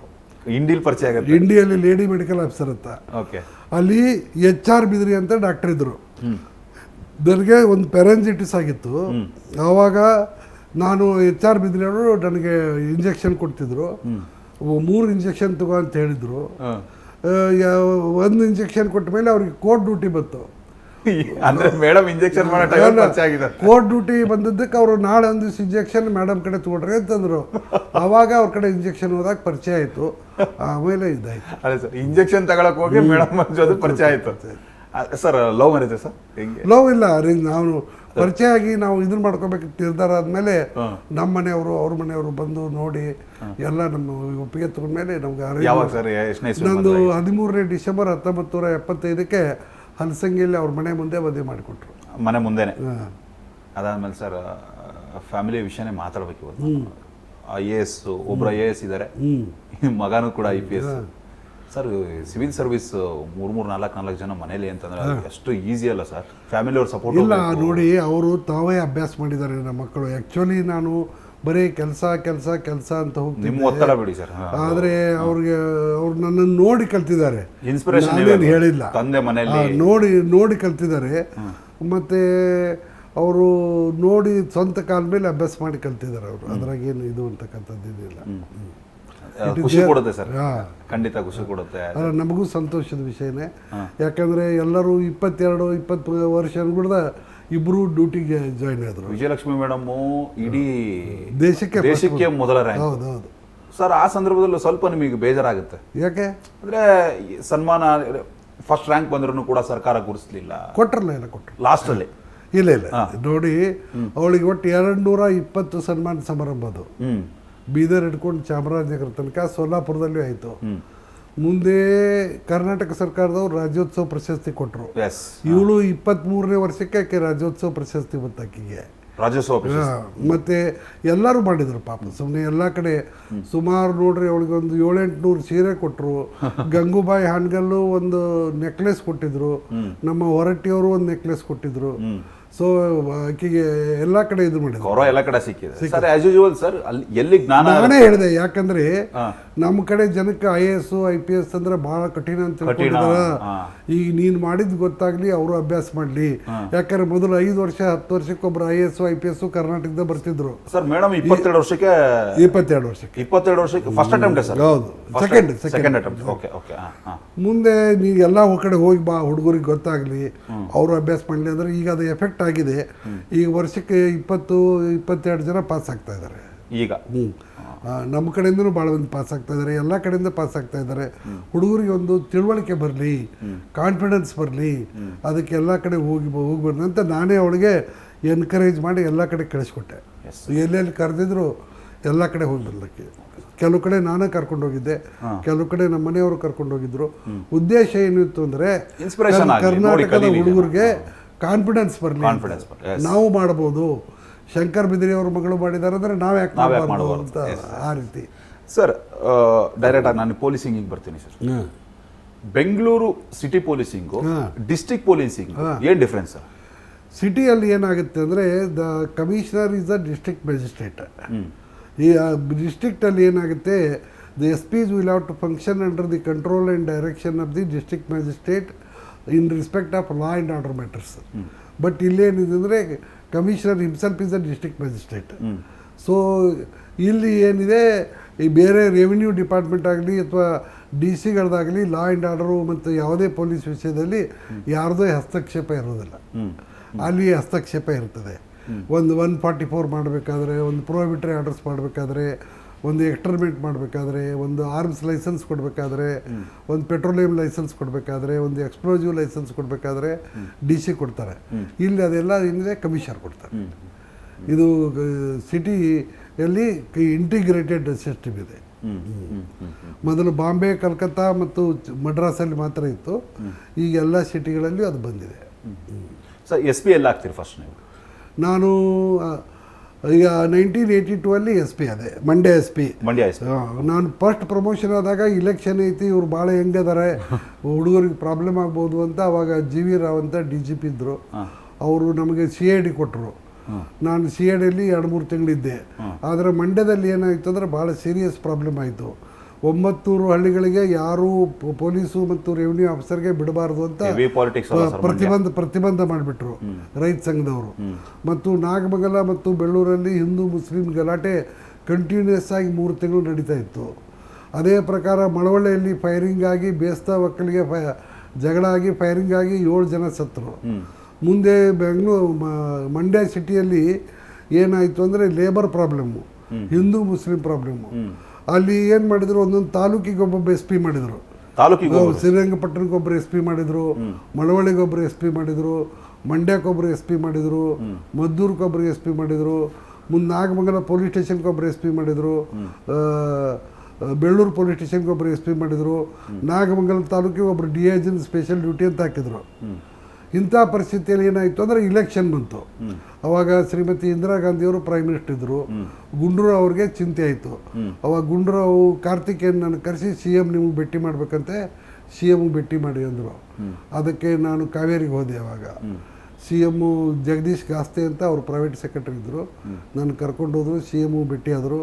ನೋಡಿ ನಮಗೆ ಮಂಡ್ಯದಲ್ಲಿ ಭಾಳ ಕಠಿಣ ಪರಿಸ್ಥಿತಿ ಇದೆ, ಈ ರೀತಿ ಎಲ್ಲ ಆಗ್ತಾ ಇದೆ, ಏನು ಮಾಡಿದರೂ ಆಗ್ತಾ ಇಲ್ಲ. ನಾವು 3 ಜನ SP ಗಳಿಗೆ ಚೇಂಜ್ ಮಾಡಿದ್ದೀವಿ, 2 DC ಗಳಿಗೆ ಚೇಂಜ್ ಮಾಡಿದ್ದೀವಿ, ಬೇಕಾದಷ್ಟು ಫೋರ್ಸ್ ಕೊಟ್ವಿ, ಆದರೆ ಏನೂ ಆಗ್ತಾ ಇಲ್ಲ.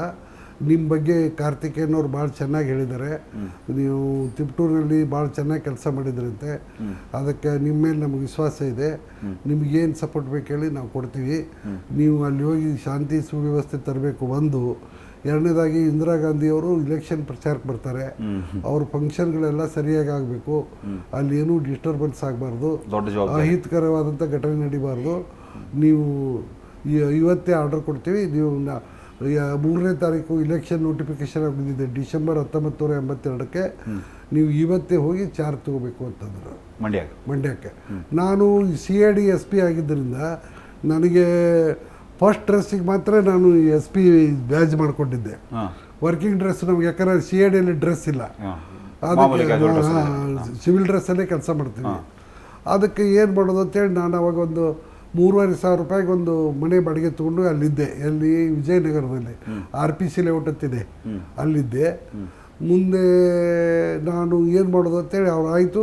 ನಾನು ಆಮೇಲೆ ತಿರುಗಿ ನಮ್ಮ ಆಫೀಸ್ಗೆ ಹೋಗ್ಬಿಡ್ದೆ, ಆರ್ಡರ್ ಬಂದುಬಿಡ್ತು. ಯಾಕಂದ್ರೆ ಅವಾಗ ಇಂಟರ್ಕಾಮ್ನಲ್ಲಿ R.A. ನಾಯ್ಕ ಅವ್ರು ಚೀಫ್ ಸೆಕ್ರೆಟರಿ ಇದ್ದರು. ಗುಂಡ್ರು ಅವರು ನನ್ನ ಮುಂದೆ ಫೋನ್ ಮಾಡಿ ಹೇಳಿಬಿಟ್ರು ಅವ್ರಿಗೆ, ಶಂಕರ್ ಬಿದ್ರಿ ಆರ್ಡರ್ ಇಶ್ಯೂ ಮಾಡಿರಿ ಮಂಡ್ಯಗೆ ಇವತ್ತೇ, ಅವ್ನು ಇವತ್ತೇ ರಾತ್ರಿ ಚಾರ್ಜ್ ತೊಗೊಳ್ಳಿ ಅಂತ. ನಾನು ಆಫೀಸ್ ಮುಟ್ಟೋದ್ರಲ್ಲಿ ಅದು ಆರ್ಡರ್ ಕಾಪಿ ನನ್ನ ಆಫೀಸಿಗೆ ಬಂದುಬಿಡ್ತು. ಮುಂದೆ ನಾನು ಮನೆಗೆ ಹೋಗಿ ಮಂಡ್ಯಕ್ಕೆ ಹೋಗ್ಬೇಕಾದ್ರೆ 2 ತಾಸು ಬೇಕಾಗಿತ್ತಾಗ, 2-2.5 ತಾಸು, ಈಗಿನ ಸ್ಪೀಡಾಗಿ ಆಗ್ತಿರಲಿಲ್ಲ. ಮನೆಗೆ ಹೋಗಿ ನಾನು ಎಲ್ಲ ಡ್ರೆಸ್ಸು ಗಿಸ್ಸು ಎಲ್ಲ ತೊಗೊಂಡು ಬ್ಯಾಗ್ ತೊಗೊಂಡು ಹೊರಡಬೇಕಾದ್ರೆ ನನಗೆ ಡ್ರೆಸ್ಸಿಗೆ ಇದೇ ಇರಲಿಲ್ಲ, ಬ್ಯಾಜೇ ಇರಲಿಲ್ಲ. ಅದಕ್ಕೆ ಕೆಂಗೇರಿ ಹತ್ರ ಒಂದು ಟೇಲರ್ ಅಂಗಡಿ ಹತ್ರ ನಿಲ್ಲಿಸಿ ಅವನ ಕಡೆ ಎಲ್ಲ ಓರ್ಸ್ ಮಾಡಿಸಿ ಫಸ್ಟ್ ಡ್ರೆಸ್ಸದ್ದು ತೆಗೆದು ಅದಕ್ಕೆ ಹಾಕ್ಕೊಂಡು ಬಂದೆ, ಹೋದೆ. ರಾತ್ರಿ 8ಕ್ಕೆ ಹೋಗಿ ನಾಗನೂರು ಅಂತ ಅಲ್ಲಿ SP ಇದ್ದರು, ಅವ್ರ ಕಡೆಯಿಂದ ಚಾರ್ಜ್ ತೊಗೊಂಡೆ 2ನೇ ಡಿಸೆಂಬರ್ಗೆ. ಮುಂದೆ 3ನೇ ಡಿಸೆಂಬರ್ಗೆ ಇಲೆಕ್ಷನ್ ನೋಟಿಫಿಕೇಶನ್ ಬಂದುಬಿಡ್ತು, ಲೋಕಸಭಾ ಎಲೆಕ್ಷನ್, ಏನೋ ಅಸೆಂಬ್ಲಿ. ಮುಂದೆ ಇಂದಿರಾ ಗಾಂಧಿಯವರು ಫಸ್ಟು KR ಪೇಟೆಗೆ ಬಂದರು, ಅವ್ರನ್ನ ಚನ್ನರಾಯಪಟ್ಟಣ ಬಾರ್ಡರ್ ಕೆಕ್ಕೇರಿಗೆ ಹೋಗಿ ಕರ್ಕೊಂಡು ಬಂದೆ. ಚನ್ನರಾಯಪಟ್ಟಣದಲ್ಲಿ ಇದು KR ಪೇಟೆಯಲ್ಲಿ ಒಂದು 15,000 ಜನ ಸೇರಿದ್ರು. ಚಂದ್ರಶೇಖರ್ ಅಂತ ಕಾಂಗ್ರೆಸ್ ಕ್ಯಾಂಡಿಡೇಟ್ ಇದ್ದರು. ಅಲ್ಲಿ ಫಂಕ್ಷನ್ ಮುಗೀತು. ಅದಾದಮೇಲೆ ಅವ್ರನ್ನ ಪಾಂಡವಪುರ ಶ್ರೀರಂಗಪಟ್ಟಣ ಮೇಲೆ ಮೈಸೂರು ತನಕ ಕರ್ಕೊಂಡು ಬಂದು ಅಲ್ಲಿ ಜೀವನ್ ರಾಯನ ಕಟ್ಟೆ ಅಂತಂದಿದೆ ಮೈಸೂರಲ್ಲಿ, ಅಲ್ಲಿಗೆ ಫಂಕ್ಷನ್ ಇತ್ತು ಅವ್ರದ್ದು, ಅಲ್ಲಿ ತನಕ ಬಿಟ್ಟು ಬಂದೆ. 2ನೇ ಸಲ ಇಂದಿರಾ ಗಾಂಧಿ ಅವರು ಹೆಲಿಕಾಪ್ಟ್ರಲ್ಲಿ ಬಂದರು ಎಲ್ಲಿ ಮಂಡ್ಯಕ್ಕೆ, ಅಲ್ಲಿ ಕಾಲೇಜ್ ಗ್ರೌಂಡಲ್ಲಿ ಫಂಕ್ಷನ್ ಆಯಿತು, ಅದು ಸ್ಮೂತಾಗಿ ಆಯಿತು. 3ನೇ ಸಲ ಮದ್ದೂರಿಗೆ ಬಂದರು, ಅವರು ಹೆಲಿಕಾಪ್ಟ್ರಲ್ಲಿ ಬಂದಿದ್ದರು. ಗೆಜ್ಜಲಗೆರೆ ಹತ್ರ ಹೆಲಿಪ್ಯಾಡ್ ಮಾಡಿದ್ವಿ. ಬಟ್ ಏನಾಯಿತು ಅಂದ್ರೆ ಫಂಕ್ಷನ್ ಎಲ್ಲ ಚೆನ್ನಾಗಾಯಿತು. ಫಂಕ್ಷನ್ ತಿರುಗಿ ಹೋಗೋ ಮುಂದೆ ಕೆಲವು ಕಿಡಿಗೇಡಿಗಳು ಹೆಲಿಕಾಪ್ಟರ್ ಕಡೆ ಕಲ್ಲು ಎಸೆದ್ರು. ಬಟ್ ಹೆಲಿಕಾಪ್ಟರ್ ಹಾರಿತ್ತು, ಅವ್ರಿಗೇನೂ ಆಗಲಿಲ್ಲ. ಬಟ್ ಆವಾಗ ದೊಡ್ಡ ಲಾಠಿ ಚಾರ್ಜ್ ಮಾಡಿ ಅವ್ರನ್ನ ಕೆನಾಲ್ ಗುಂಟ ಮದ್ದೂರು ತನಕ ಓಡಿಸ್ಕೊಟ್ಟಿದ್ವಿ ಇಲ್ಲ. ಆ ರೀತಿ ಆಯಿತು. ಮಂಡ್ಯದಲ್ಲಿ ಇಲೆಕ್ಷನ್ ಚೆನ್ನಾಗಾಯಿತು. ಮುಂದೆ ಹಳ್ಳಿಗಳಿಗೆ ಅಡ್ಮಿಷನ್ ಇರಲಿಲ್ಲ. ಮದ್ದೂರು ತಾಲೂಕು ಒಂದು ಹಳ್ಳಿಯಲ್ಲಿ ಒಂದು ದೊಡ್ಡ ಬಣವಿಗೆ ಬೆಂಕಿ ಬಿದ್ದು ಫೈರ್ ಆಯಿತು. ಆವಾಗ ಯಾರೂ ಪೊಲೀಸ್ ಆಫೀಸರ್ಸು ಹಳ್ಳಿಗೆ ಹೋಗುವಂಗಿರಲಿಲ್ಲ, ಹೋದ್ರೆ ಅವರೇ ಹೊಡಿತಾರೆ. ಇಲ್ಲ, ಎಂಟ್ರಿ ಇರಲಿಲ್ಲ. ಎಲ್ಲ ಹಳ್ಳಿಗಳಲ್ಲಿ ಬೋರ್ಡ್ ಹಾಕಿಬಿಟ್ಟಿದ್ರು, ಪೊಲೀಸ್ನವ್ರಿಗೆ ಎಂಟ್ರಿ, ರೆವಿನ್ಯೂ ಮತ್ತು ಕಂದಾಯ ಮತ್ತು ಪೊಲೀಸ್ ಅಧಿಕಾರಿಗಳಿಗೆ ಪ್ರವೇಶ ಇಲ್ಲ. ಯಾಕೆ ಸರ್ ಹಂಗೆ? ರೈತ ಸಂಘದವರು ಎಲ್ಲ ಬಂದಿ ಮಾಡಿಬಿಟ್ಟಿದ್ರು. ಮುಂದೆ ಆ ಫೈರ್ದಾಗ ನಾನು ರಾತ್ರಿ ಹೋದೆ. ನಾನು ಫಸ್ಟ್ ಹೋದಾಗ ನನಗೆ ಯಾರೂ ಮಾತಾಡಲಿಲ್ಲ. ಆಮೇಲೆ ನಾನೇ ಬೆಂಕಿ ಆರಿಸು ಫೈರ್ ಇಂಜಿನ್ ತೊಗೊಂಡೋಗಿದ್ದೆ ಮಂಡ್ಯದಿಂದ. ನಾನೇ ಬೆಂಕಿ ಆರ್ಸಕ್ಕೆ ಹತ್ತಿದ ಮೇಲೆ, ಬೆಂಕಿ ಎಲ್ಲ ಆರಿಸಿದ ಮೇಲೆ ಜನ ಎಲ್ಲ ನನಗೆ ಮಾತಾಡಿ ಥ್ಯಾಂಕ್ಸ್ ಹೇಳಿದರು. ಅದಾದಮೇಲೆ ಎಲ್ಲ ಹಳ್ಳಿಗಳಿಗೆ ಹೋಗ್ಲಿಕ್ಕೆ ಶುರು ಮಾಡಿದ್ವಿ. ಸರ್, ಮಂಡ್ಯ ರಾಜಕೀಯ ಅದೆಲ್ಲ ಒಂದು ಕಡೆ, ಗುರುತರವಾದ ಜವಾಬ್ದಾರಿ ನಿಮಗೆ ಸಿಕ್ಕಿತ್ತು, ಅದೆಲ್ಲ ನಿಭಾಯಿಸಿದ್ರಿ. ಸೊ ಲ್ಯಾಂಡ್ ಆರ್ಡರ್ ಸಮಸ್ಯೆ ಬಂದಾಗ SP ಏನು ಡಿಸಿಷನ್ ತೊಗೊಳ್ತಾರೆ, ಅದ್ರ ಮೇಲೆ ತುಂಬ ಇತ್ತೀಚಿನ ದಿನಮಾನಗಳಲ್ಲಿ ನೋಡ್ತಾ ಇದೀವಿ ನಾವು. ಕೆಲವೊಂದು ದಕ್ಷಿಣ ಕನ್ನಡದ ನೋಡಿದ್ವಿ, ಸಸ್ಪೆಂಡ್ ಆಗ್ತಾರೆ, ಮತ್ತು ಬೇರೆಯವ್ರು ಯಾರೋ ಇನ್ನೊಬ್ರು ಯಾರೋ ಬರ್ತಾರೆ. ಇಂಥ ಸಂದರ್ಭಗಳಲ್ಲಿ ಪೊಲೀಸಿಂಗ್ ಯಾವ ಥರ ಇರಬೇಕು ಸರ್? ಇದು ಏನಾಗಿದೆ ಅಂದರೆ ನೋಡಿ, ಇದು ಪೊಲೀಸರು ಒಂದೇ ತಪ್ಪಲ್ಲ. ನಾವು ಇರೋ ತನಕ ನಾನು ಭಾಳ ಸಂತೋಷದಿಂದ ಅಭಿಮಾನದಿಂದ ಹೇಳ್ತೀನಿ, ಗುಂಡ್ರು ಅವ್ರು ಹಿಡ್ಕೊಂಡು ನಾನು ರಿಟೈರ್ ಆಗೋವರೆಗೆ ಸದಾನಂದ ಗೌಡರಿದ್ದರು. ಯಾವ CM ನನಗೆ ಕೈ ಹಾಕಿಲ್ಲ ಮತ್ತು ನನ್ನ ಕೆಲಸದಲ್ಲಿ ಕೈ ಹಾಕಿಲ್ಲ, ನನಗೆ ಹಿಂಗೆ ಮಾಡುವಂತ ಹೇಳಿಲ್ಲ. ಮತ್ತು ನಾನು ಏನು ಮಾಡಿದ್ದೀನಿ ಅದಕ್ಕೆ ಸಪೋರ್ಟ್ ಮಾಡಿದ್ದಾರೆ. ಮತ್ತು ಎರಡನೇದಾಗಿ ಇನ್ನೊಂದು ಏನಂದರೆ, ನಾನೇ ಇನ್ನೂ ತಪ್ಪು ಮಾಡಿದ್ದೀನಿ, ನಾನೇ ಅವ್ರ ಕೆಲಸದಾಗ ಕೈ ಹಾಕಿದ್ದೀನಿ. ಅದು ನಂದು ಉದ್ದಟತನ.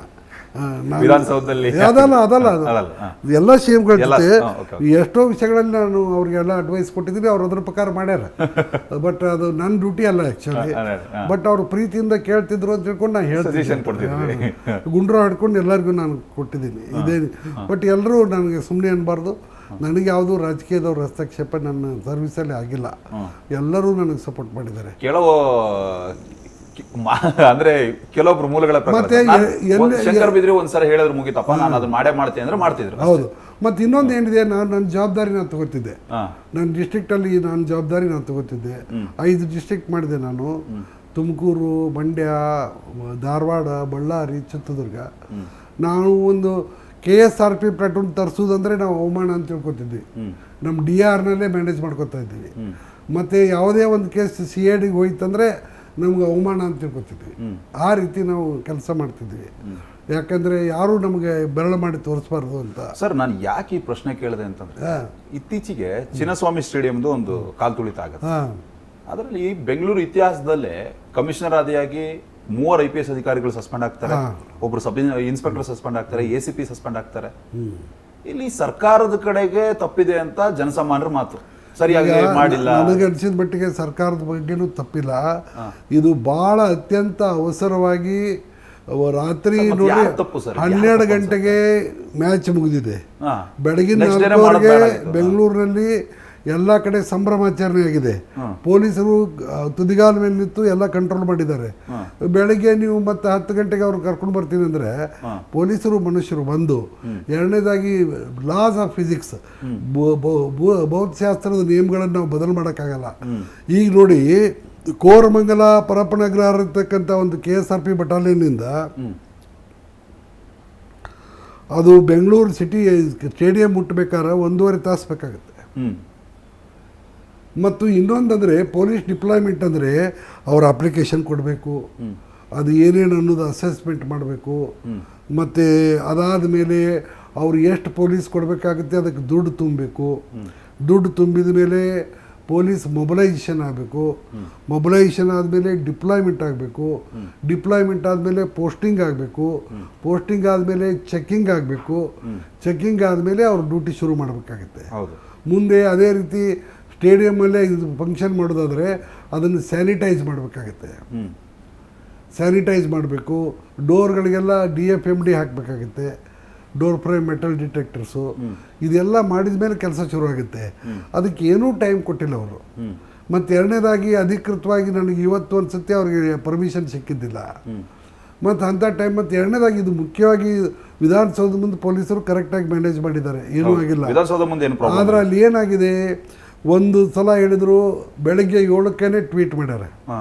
ಬೆಳಗ್ಗೆ 7 ಮಾಡಿದ್ದಾರೆ, ಅವರೇ ಮಾಡಿರ್ಬೇಕು, ಮತ್ತೆ ಇನ್ಯಾರು ಮಾಡೋಕ್ಕಾಗುತ್ತೆ. ರಾತ್ರಿ 12ಕ್ಕೆ ಹೇಳಿದ್ದಾರೆ ನಾಳೆ ವಿಕ್ಟರಿ ಪರೇಡ್ ಅಂತ.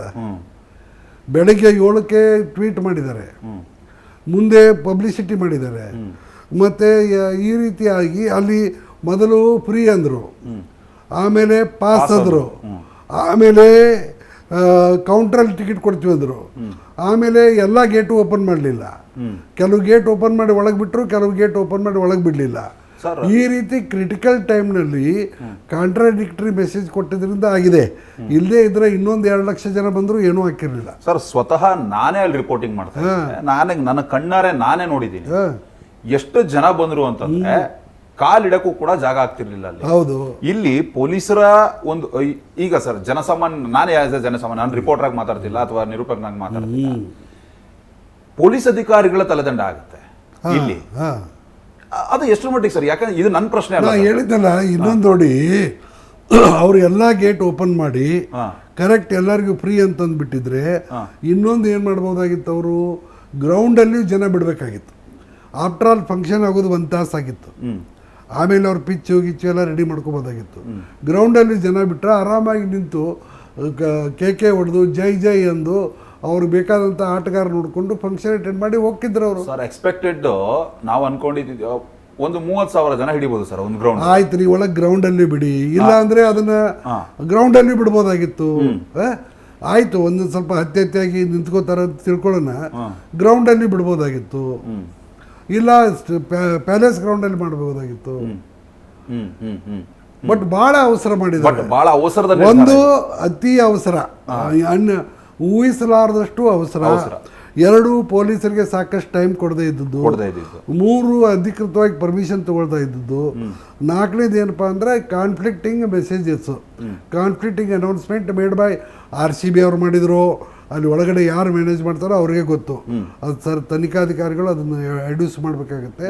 ಅವ್ರು ಮಾಡಿದ್ರಿಂದ ಇಷ್ಟಾಗಿದೆ. ಇಲ್ಲಾಂದ್ರೆ ಇನ್ನೂ 2 ಲಕ್ಷ ಮಂದಿ ಬಂದರೂ ಹಾಕಿದ್ದಿಲ್ಲ. ಯಾಕಂದರೆ ಬಂದಿರತಕ್ಕಂಥವ್ರು ಅಭಿಮಾನಿಗಳು, ದೇ ಆರ್ ನಾಟ್ ಕ್ರಿಮಿನಲ್ಸ್. ಮತ್ತು ಅವರು ಏನಪ್ಪ ಅವ್ರ ಉದ್ದೇಶ, ಸಂತೋಷದಲ್ಲಿ ಭಾಗಿಯಾಗಬೇಕು, ಸಾಧ್ಯ ಆದಷ್ಟು ಗೆದ್ದಂಥ ತಂಡವನ್ನು ನೋಡಬೇಕು ಅಂತಷ್ಟೇ. ಅದಕ್ಕೆ ಇನ್ನೂ 2-3 ಲಕ್ಷ ಬಂದರೂ ಏನೂ ಹಾಕಿರಲಿಲ್ಲ. ಇವ್ರು ಸ್ಟೇಡಿಯಂನವ್ರು ಸರಿಯಾಗಿ ಎಲ್ಲ ಗೇಟ್ ಓಪನ್ ಮಾಡಿಬಿಟ್ಟಿದ್ರೆ, ಗ್ರೌಂಡ್ ಓಪನ್ ಮಾಡಿದ್ರೆ ಹಾಕಿತ್ತು. ನೇರವಾಗಿ ಸ್ಟೇಡಿಯಂ ಅವ್ರದ್ದು ಇಲ್ಲಿ ನಮಗೆ ಬೇರೆ ಏನಿದೆ ಹೇಳಿಲ್ಲಿ. ಈಗ ನೋಡ್ರಿ, ಯಾರಾದರೂ ಕೆಟ್ಟದ್ದು ಮಾಡ್ಬೇಕಂತಿಲ್ಲ, ಯಾರು ಸಾಯ್ಬೇಕಂತ ಬಂದಿರೋದಿಲ್ಲ, ಅಥವಾ ಯಾರು ದೊಂಬಿ ಮಾಡ್ಬೇಕಂತ ಬಂದಿರೋದಿಲ್ಲ. ಎಲ್ಲ ಪಾಪ ಒಳ್ಳೆ ಮನೆತನದ ಹುಡುಗರು ಎಲ್ಲ ತಿಳ್ತಾ, ಅವ್ರಿಗೇನೋ ಅಭಿಮಾನ ತುಂಬಾ ಜಾಸ್ತಿ ಇರ್ತದೆ, ಉನ್ಮಾದದಲ್ಲಿ ಇರ್ತಾರೆ. ಅದು ಆ ರೀತಿ ಇತ್ತು, ಅದಕ್ಕೆ ಬಂದಿದ್ರು. ಬಟ್ ಅವ್ರು ಎಲ್ಲ ಗೇಟ್ ತೆರೆದು ಬಿಡಬೇಕಾಗಿತ್ತು, ಗ್ರೌಂಡು ಓಪನ್ ಮಾಡಬೇಕಾಗಿತ್ತು ಇದು ಹೆಚ್ಚಾಗಿದ್ರೆ ತಿಳ್ತಾ. ಅಷ್ಟು ಮಾಡಿದ್ರೆ ಮುಗಿದೋಗಿತ್ತು. ಅವಸರದ ನಿರ್ಧಾರದಿಂದ ಇವೆಲ್ಲ ಆಯ್ತು. ಅವಸರದ ನಿರ್ಧಾರ, mismanagement, conflicting announcements by the RCB or whoever is managing the stadium. Conflicting ಒಂದು ತಾಸಿಗೊಮ್ಮೆ ಹಿಂಗೆ ಅಂದರೆ ಮೊದಲು ಫ್ರೀ ಇರಲಿಲ್ಲ, ಸರಿಯಾದ ನಿರ್ಧಾರ ಇರಲಿಲ್ಲ. ಮತ್ತು ಹೊರಗಡೆ ಏನಾಗುತ್ತೆ ಒಳಗಿನವ್ರಿಗೆ ಗೊತ್ತಿಲ್ಲ, ಒಳಗಡೆ ಏನಾಗುತ್ತೆ ಹೊರಗಿನವ್ರಿಗೆ ಗೊತ್ತಿಲ್ಲ ಅಂದ್ರೆ ಏನು ಪ್ರಯೋಜನ ಬಂತು ಸರ್? ಇಲ್ಲಿ ಸಮಸ್ಯೆ ಎಲ್ಲ ಡೋರ್ ಓಪನ್ ಮಾಡಿದ್ರೆ ಒಳಗೆ ಹೋಗಿದ್ರು. ನನ್ನ ಪ್ರಶ್ನೆ ಏನು ಅಂತಂದ್ರೆ, ಇಲ್ಲಿ ಮೇಲ್ನೋಟಕ್ಕೆ ನೀವು ಹೇಳ್ತಾ ಇರುವಂತದ್ದು ಸರ್ ಸ್ಟೇಡಿಯಂ ಅವ್ರು ತಪ್ಪು, RCBದು ಹಿಂಗೆಲ್ಲ ಅನೌನ್ಸ್ ಮಾಡಿದ ತಪ್ಪು. ಬಟ್ ಇಲ್ಲಿ ನಾನು as A crime reporter sir, ನನಗೆ ಪೊಲೀಸರ ಮೇಲೆ ಅಭಿಮಾನ ಜಾಸ್ತಿ. ಆಯ್ತು ಹೇಳಿ. ಪೊಲೀಸರ ತಲೆದಂಡ ಆಯ್ತಲ್ಲ, ಅದು ತಪ್ಪು ಅಂತ ಹೇಳಿ ಸಾರ್ವಜನಿಕರು ಮಾತು. ಹೌದ್ರಿ, ಕರೆಕ್ಟ್. ಪೊಲೀಸರು ಏನ್ ಮಾಡಕ್ಕಾಗುತ್ತೆ, ನೀವೇ ನೋಡಿ. ಪೊಲೀಸರು ಸಾಮಾನ್ಯ ಮನುಷ್ಯರೇ, ಯೂನಿಫಾರ್ಮ್ ಆಗಿರ್ತಾರೆ. ಈಗ ಇನ್ನೊಂದು, ನೀವು ಪರ್ಮಿಷನ್ ತಗೊಂಡಿಲ್ಲ ಅಂತ ಅವ್ರನ್ನ ಡಿಸ್ಪರ್ಸ್ ಮಾಡಕ್ ಹೋಗಿದ್ರು ಅಂತ ತಿಳ್ಕೊಳ್ಳಿ, ಅವಾಗ ಲಾಠಿ ಚಾರ್ಜ್ ಆಗಿ ಏನೇನೋ ಹಾಕಿತ್ತು. ಲಾಠಿ ಚಾರ್ಜ್ಗೆ ಅವ್ರಿಗೆ ಹೋಗಿರ್ತಿದ್ರೆ ಇನ್ನು ಮುಂದೆ ಹೋಗ್ಬೇಕಾಗಿತ್ತು. ಅವಾಗ ಅವ್ರು ಎಲ್ಲ ಕಡೆ ಕಲ್ಲು ಹೊಡೆಯವ್ರದ್ದು ಅಭಿಮಾನಿಗಳು. ಈಗ ರೈಟೋ ರಾಂಗೋ, ವಿದೌಟ್ ಪರ್ಮಿಷನ್ನು ಕ್ರೌಡ್ ಹ್ಯಾಡ್ ಅಸೆಂಬಲ್ಡ್. ಈ ಡಿಸ್ಪರ್ಸ್ ಮಾಡಿದ್ರು ಒಂದು ರಿಸ್ಕು, ಪರ್ಮಿಟ್ ಮಾಡಿದ್ರು ಒಂದು ರಿಸ್ಕು. ಅವ್ರು ಪರ್ಮಿಟ್ ಮಾಡಿದಾಯ್ತಂತ ರಿಸ್ಕ್ ತಗೊಂಡ್ರು. ಬಟ್ ಇವ್ರು ಸ್ಟೇಡಿಯಂನವರು ಗೇಟ್ಗಳು ಕ್ಲೋಸ್ ಮಾಡಿ ಅದು ಕಾನ್ಫ್ಲಿಕ್ಟಿಂಗ್ ಮೆಸೇಜ್ ಕೊಟ್ಟಿದ್ದರಿಂದ ಅವರಲ್ಲಿ ನಮಗೊಳಗೆ ಅಡ್ಮಿಷನ್ ಸಿಗುತ್ತೋ ಇಲ್ಲೋ ಅಂತ ಆತಂಕ ಆಗಿ ಇಷ್ಟು ಅನಾಹುತ ಆಯಿತು. ಸರ್, ಇದುವರೆಗೂ ಸಾಕಷ್ಟು ವಿಷಯಗಳನ್ನ ಶೇರ್ ಮಾಡ್ಕೊಂಡ್ರಿ. ಈಗಿನ ಪ್ರಸ್ತುತ ವಿಷಯಗಳ ಬಗ್ಗೆ ತುಂಬಾ ಅರ್ಥಗರ್ಭಿತವಾಗಿ ಹೇಳಿದ್ರಿ, ಯಾರ ತಪ್ಪು ಏನು ಅಂತ. ಯಾಕಂತಂದ್ರೆ ಸರ್, ತುಂಬಾ ನೀವು DGIGP ಅದು ತುಂಬಾ ನಮಗೆ ಖುಷಿ ಅನ್ಸುತ್ತೆ.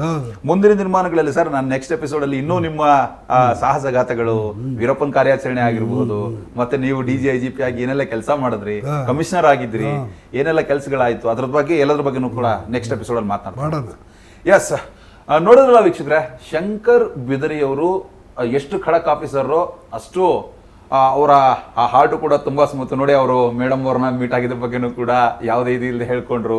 ಮಕ್ಕಳ ಬಗ್ಗೆನೂ ತುಂಬಾ ಹೆಮ್ಮೆ ಇದೆ ಅವ್ರಿಗೆ. ಅದೇ ರೀತಿಯಾಗಿ ಅವರ ಕೆಲಸದ ಬಗ್ಗೆನೂ ಕೂಡ ತುಂಬಾ ಅದ್ಭುತವಾದ ಅನುಭವಗಳು. ಇನ್ನು ಮುಂದಿನ ಎಪಿಸೋಡ್ಗಳಲ್ಲಿ ನಾವು ಕೇಳ್ತಾ ಹೋಗೋಣ ಅವರ ಆ ಜೀವನ ಹೇಗಿತ್ತು. ಮತ್ತೆ ಪೊಲೀಸರಿಗೆ ರಾಜಕೀಯ ಒತ್ತಡನೂ ಕೂಡ ಇರುತ್ತೆ, ಅದೇ ರೀತಿಯಾಗಿ ಮನೆಯವ್ರ ಒತ್ತಡ ಕೂಡ ಇರುತ್ತೆ. ಯಾಕಂದ್ರೆ IPS ಆದಂತಹ ಸಂದರ್ಭದಲ್ಲಿ ಮನೆಯವ್ರಿಗೂ ಕೂಡ ಟೈಮ್ ಕೊಡೋದಕ್ಕೆ ಆಗೋದಿಲ್ಲ, 24 ಗಂಟೆ ಮೈಯೆಲ್ಲ ಕಣ್ಣಾಗಿರ್ಬೇಕಾಗತ್ತೆ. ಹೀಗಾಗಿ ಮುಂದಿನ ದಿನಮಾನಗಳಲ್ಲಿ ಅವ್ರ ಜೀವನ ಹೇಗಿತ್ತು, ಮತ್ತೆ ಅವರು ಅಧಿಕಾರಿ ಆದ ಮೇಲೆ ಏನೆಲ್ಲ ಕಾರ್ಯಾಚರಣೆಗಳು ಮಾಡಿದ್ರು, ಅವೆಲ್ಲವೂ ಕೂಡ ತುಂಬಾ ಇಂಟ್ರೆಸ್ಟಿಂಗ್ ಸ್ಟೋರಿಗಳನ್ನ ನಾನು ಹೇಳ್ತಾ ಹೋಗ್ತೀನಿ. ಅಲ್ಲಿವರೆಗೂ ನೋಡ್ತಾ ಇರಿ ಜೀ ಕನ್ನಡ ನ್ಯೂಸ್, ಸತ್ಯವೇ ಸುದ್ದಿಯ ಜೀವಾಳ.